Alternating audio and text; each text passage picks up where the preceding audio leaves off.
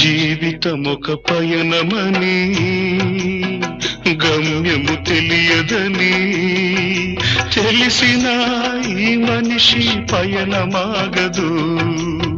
జననం ధర్మమని మరణం కర్మమని తెలిసిన జనన మరణ చక్రమాగదు. మరణం తథ్యమని ఏ జీవికి తప్పదని తెలిసిన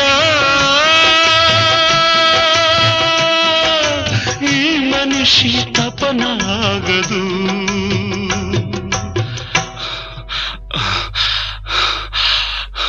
ఈ బ్రతుకు తపనాగదు. ఆగదు ఏ నిమిషము నీ కోసము.